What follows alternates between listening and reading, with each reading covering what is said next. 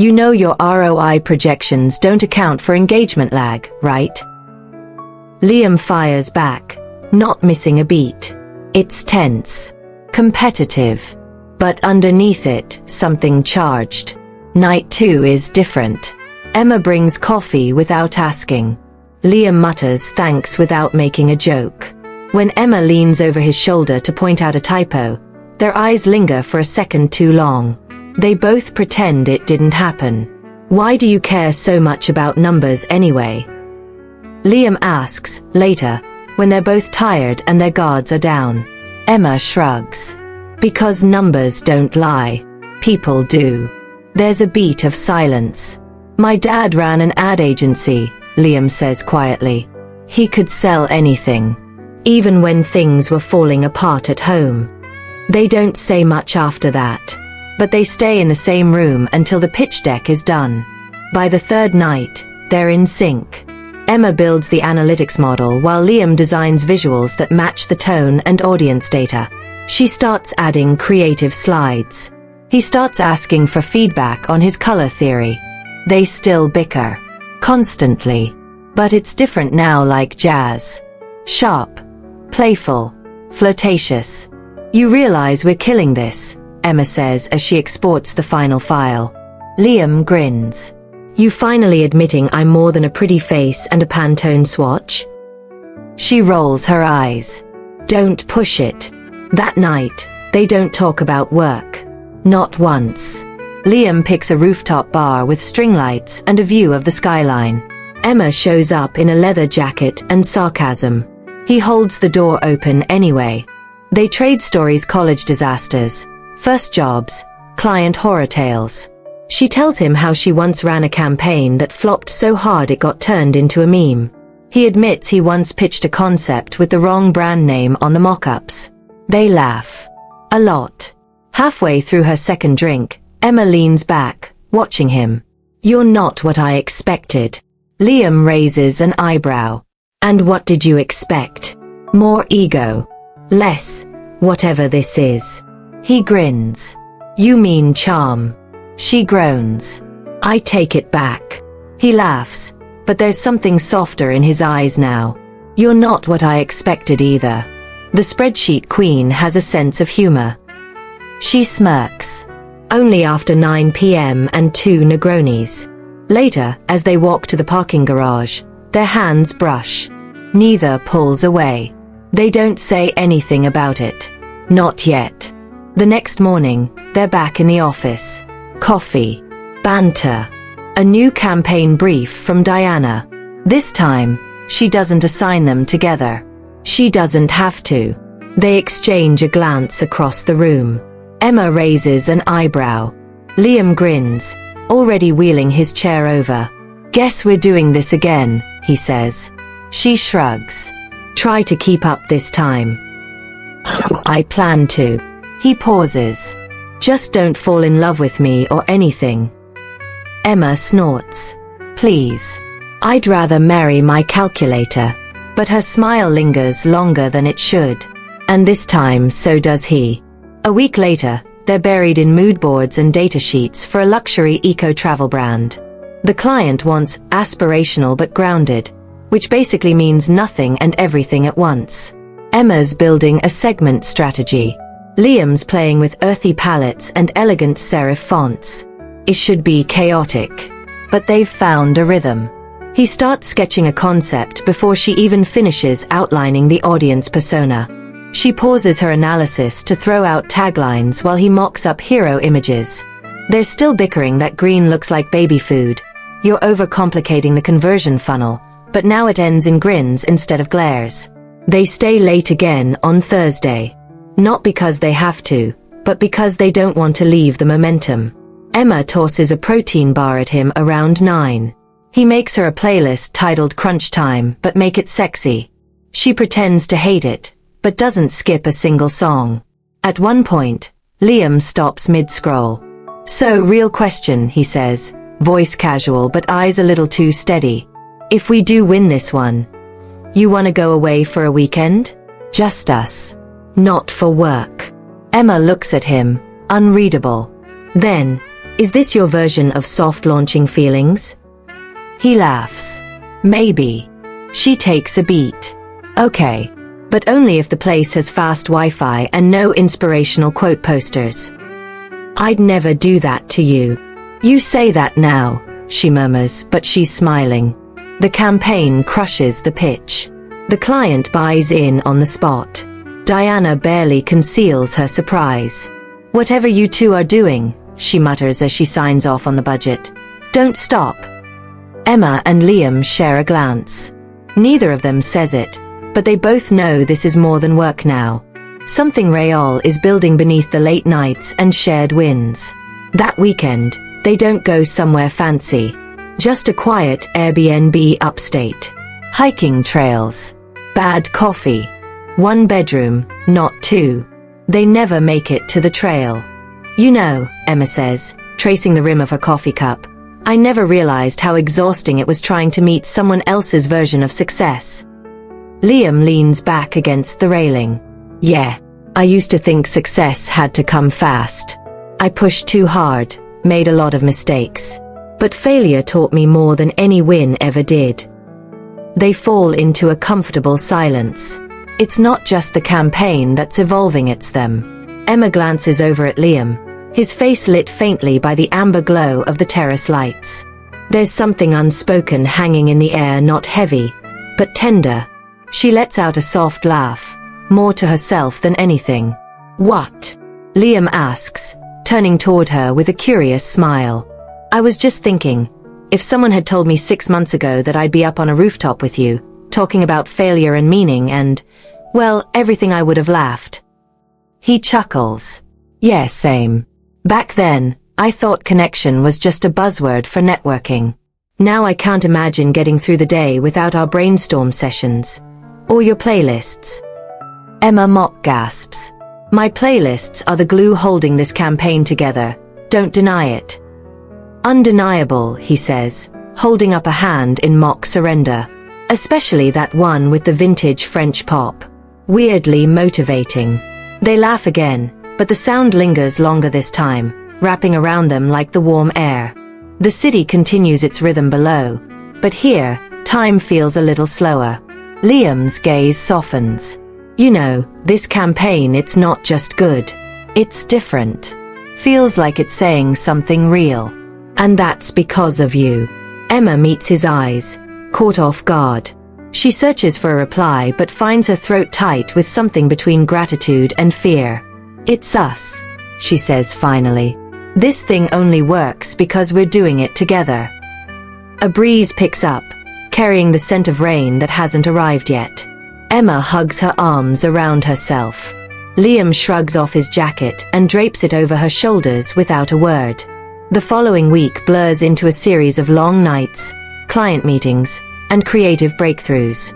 Emma and Liam become a unit trusted, efficient, and oddly in sync.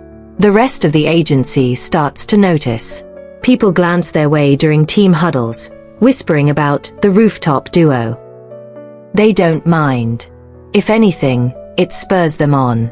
Late one night, after finalizing a presentation deck for the client's review, Emma finds herself alone in the office kitchen, staring at the coffee machine like it might fight back. Liam walks in a moment later, holding 2 energy bars and his phone wedged between his shoulder and ear. I told you, the edits are done, he says into the phone. Yeah. We're ready. Thanks. He hangs up and tosses her a bar. Dinner. Emma catches it with a grin. Gourmet. He smirks. Don't knock it. These kept me alive during my freelance days. She sits on the counter, unwrapping the bar. Can I ask you something? She says between bites. Always. Why did you go freelance? Before the agency, I mean. Liam leans against the fridge. Thoughtful. I was stubborn. Thought I didn't need structure. Thought freedom meant isolation. I burned out. Bad. Took a while to admit I needed people. Emma nods. I used to think I had to prove myself constantly.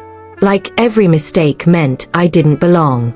But working with you, it's different.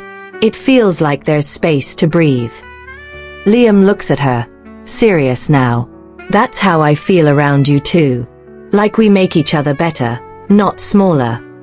Something shifts in the room, like the moment has quietly stepped across a threshold.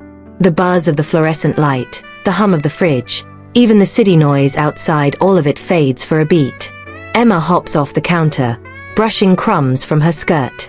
You're trouble, you know. Good trouble. She gives him a teasing glance as she walks past. We'll see. The campaign launches on a Friday morning. By noon, social media is buzzing. Influencers are reposting, clients are calling, and the agency's creative director, a famously hard-to-impress man, claps Liam and Emma on the back with an uncharacteristically wide grin. Whatever you two did, he says, do it again. They exchange a look across the room. No words, just a shared pulse of disbelief, joy, and the kind of adrenaline that only comes from watching something you built take flight. But the real celebration comes that evening. The team insists on drinks at a rooftop bar nearby, half out of tradition, half out of awe. Music pulses under the open sky, laughter rings through the air, and for a moment, Emma and Liam let themselves enjoy the win. No meetings. No deadlines. Just the glow of neon lights and the warmth of 100 toasts. Eventually, they slip away from the crowd, winding up as if by muscle memory back at the quieter rooftop of their office building. It's darker here, the city a softer hush in the distance. Emma takes off her heels and steps to the edge, feeling the cool concrete beneath her feet. I still can't believe it, she murmurs, eyes scanning the skyline. We actually did it. Liam joins her, hands in his pockets. It wasn't just a win. It was honest, like it came from the realest parts of us. She looks at him, half smiling. And now what? We go back to business as usual. He turns toward her fully. Do you want to? Emma hesitates, not because she doesn't know the answer, but because saying it feels like stepping off a ledge. She studies his face, the way the city lights catch in his eyes. I don't want to pretend this didn't change things, she says quietly. Liam nods. It did. A pause. Then, I like you, he says. Simple. Unpolished. True. Emma breathes out a laugh, eyes shining. You're really bad at subtlety. I'm done being subtle, he replies. Life's too short. And I've never been more sure of anything. For a moment, the city disappears again. All that exists is this rooftop, the hum between them, and the quiet courage of two people choosing something new. Emma steps forward, close enough to feel his breath. Then don't be subtle, she whispers. And Liam kisses her gently at first, then with the kind of conviction that says we've been building to this all along. The days that follow feel like a dream. The campaign earns a feature in AdSphere Weekly, the client triples their contract, and suddenly Emma and Liam are in high demand, pulled into pitches, panels, and hallway conversations that end with phrases like creative leadership and future of the agency.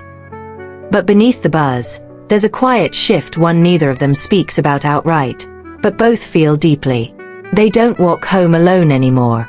They meet early for coffee, stay late just to talk. When Liam laughs now, his hand sometimes brushes Emma's. When Emma gets excited in meetings, her eyes instinctively flick to his. There's a closeness between them that hums just under the surface, private but undeniable. One night, after a small industry event, they find themselves on Liam's fire escape. It's not as glamorous as the rooftop, but the view is still stunning, a cascade of city lights spilling out like stars. Emma curls up beside him, legs tucked under her, wearing one of his old hoodies from college that she swiped without asking. So, she says, breaking the quiet, are we just going to keep pretending this is easy? He glances at her. Pretending what's easy? This. Us. The fact that we're something now, and also coworkers, with a growing reputation. Liam exhales slowly, the kind of breath that means I've been thinking the same thing. I don't want to mess this up. Either part us, or the work. Same, she says. But I also don't want to hide it. What we have, it matters. And I don't want to be afraid of that. He nods. Then, quietly, Maybe the truth is the brave thing. Emma smiles. That's dangerously poetic for someone who once used Comic Sans unironically. Liam gasps. That was ironically, thank you very much. They laugh, leaning into each other. And somewhere between the laughter and the wind and the sound of sirens in the distance, Liam laces his fingers through hers. No more pretending, he says. No more, she agrees. The next morning, they walk into the office hand in hand. One evening, after a long session tweaking the campaign visuals, they take a break on the rooftop terrace. The city hums below, and the air is warm with the scent of late spring. You know, Emma says, tracing the rim of her coffee cup, I never realized how exhausting it was trying to meet someone else's version of success. Liam leans back against the railing. Yeah, I used to think success had to come fast.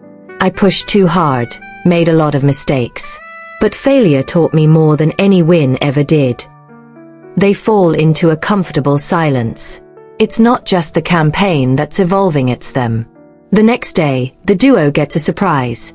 Their concept is selected for a national pitch. Excitement mixes with pressure, but instead of retreating into old habits, they lean on each other. Emma lets go of her need for perfection, embracing flexibility. Liam finds new confidence in preparation and structure. The day of the national pitch arrives, and the energy in the room is electric. Emma's heart pounds as she adjusts the final slide. Liam gives her a reassuring smile, one that somehow always calms her nerves. Their presentation is a hit. Clients nod, impressed by the fresh perspective, the emotional depth, and the bold creativity.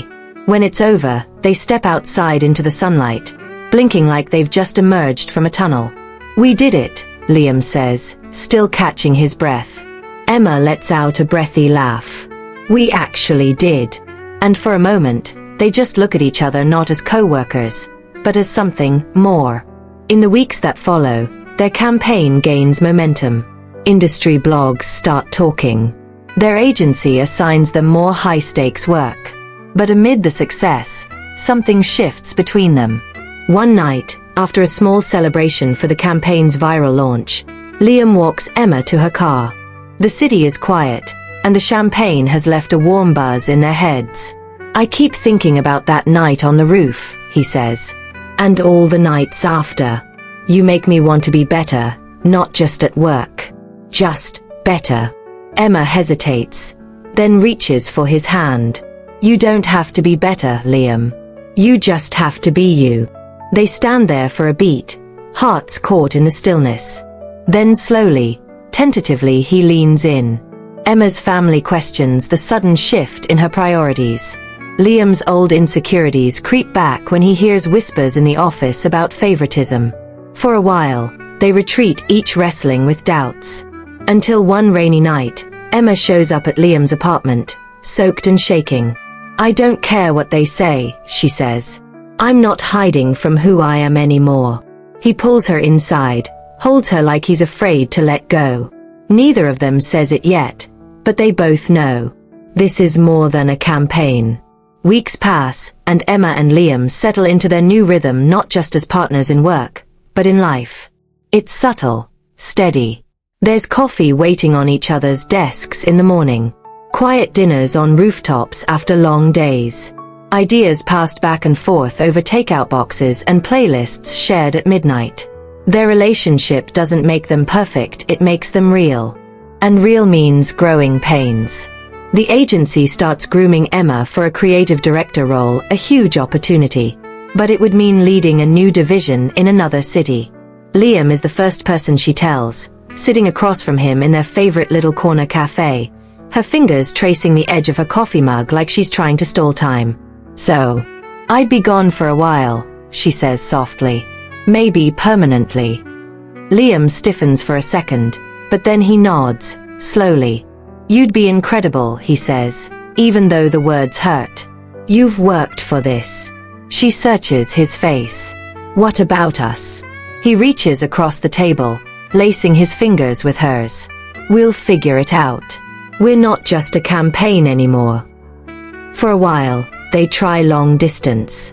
Late-night video calls. Surprise weekend visits. Care packages with inside jokes and scribbled love notes. It's hard, the time zones, the pressure, the loneliness, but it makes them stronger. And just when it starts to wear them thin, something shifts. Liam pitches a new idea, one that gets him noticed for his own leadership role, one that could relocate him near Emma's division. When it goes through, he doesn't tell her right away. He just shows up at her apartment, suitcase in hand, grinning like a fool. "Told you we'd figure it out," he says. Emma throws her arms around him, laughing through tears. "You're insane." "Maybe. But you're the only thing I've ever taken a risk on that didn't end in failure." They build a new life together. Not perfect. Not without fights or late nights or creative disagreements. But full. Honest. Alive. And one day, years later, they look back on that first campaign, the one that started it all, and smile. Because sometimes, the best stories aren't the ones you pitch. Later that week, a client gala. She's in a deep green dress. He's in a tux that's clearly not his idea of fun.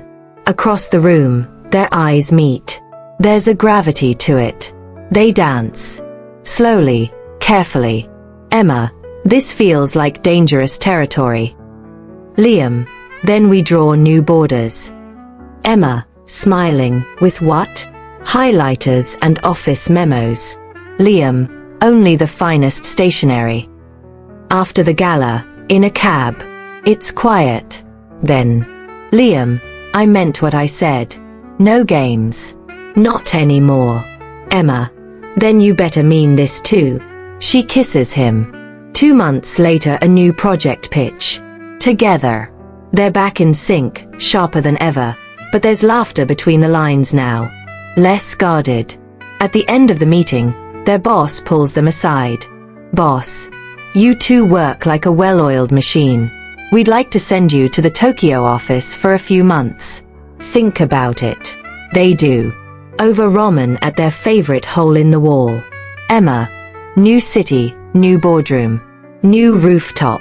Liam, "Same game. Higher stakes." They fall into rhythm again, client meetings, coffee runs, late night edits. But now, there's hand-holding on the train and forehead kisses in the elevator.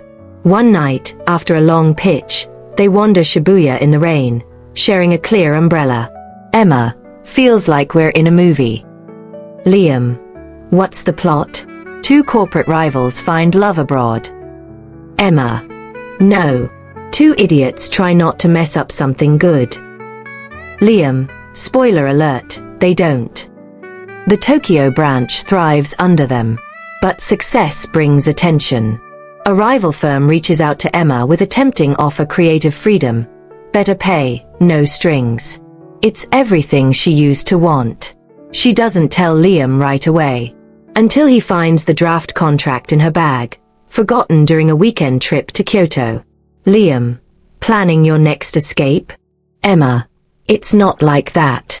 Liam, "Then what is it like, Em?" Emma, It's just a choice. And I'm scared I'll choose wrong again." A week passes. Emma meets the rival firm's rep for coffee. She turns them down. That night, she and Liam stand on the rooftop of their Tokyo office, watching lanterns float over the Sumida River. Emma, "I'm not running. Not this time." Liam, "Good. Because I'm staying too." Emma, "Even if we lose the next pitch?" Liam, grinning, "Then we compete for who takes failure better." Emma, "Still keeping score?" Liam, "Always." 3 months later, they're back in New York. Jet-lagged, over-caffeinated, and stepping into a new storm, whispers of a merger. Their firm is in talks with a giant, sleek, corporate, and cold. The kind of place where feelings go to die. Emma and Liam are asked to lead transition strategy. Public-facing. High pressure. And a spotlight that doesn't blink. Emma, "So, we're the face of the merger?" Liam, "Guess we have good cheekbones." Emma, "We're going to get eaten alive." Liam, "Then we chew back." Behind closed doors, board members bicker. One exec questions their relationship subtly, in the way only seasoned professionals can. Exec, just wondering, how do we ensure personal dynamics don't cloud judgment? Liam opens his mouth. Emma beats him to it. Emma, same way we ensure yours don't cloud innovation. We let results speak louder than assumptions. After the meeting, Liam just whistles. Liam, marry me. Emma laughing, too soon. Maybe after the next quarterly report. The merger rolls forward. Slowly. Painfully. Stress builds. Deadlines tighten. They snap at each other in a war room at 2 a.m. Emma, you always take over when things get tense. Liam, and you never trust anyone but yourself to fix it. Silence. Then he softens. Liam, we're scared. That's what this is. She exhales. Emma, yeah. Scared we'll win and it still won't be enough. They sit on the floor, surrounded by coffee cups and charts, knees brushing. Liam, then let's make it ours. Not just the pitch. The whole damn future. At the press event, they stand side by side in tailored suits, camera flashes bouncing off their confidence. Later that night, on the office rooftop, champagne in hand. Emma, so, did we just win? Liam, depends. Emma, on. Liam, whether you say yes now. He pulls out a ring. Simple. Elegant. Honest. Emma, took you long enough. Liam, I was waiting for the right quarter. She laughs. Says yes.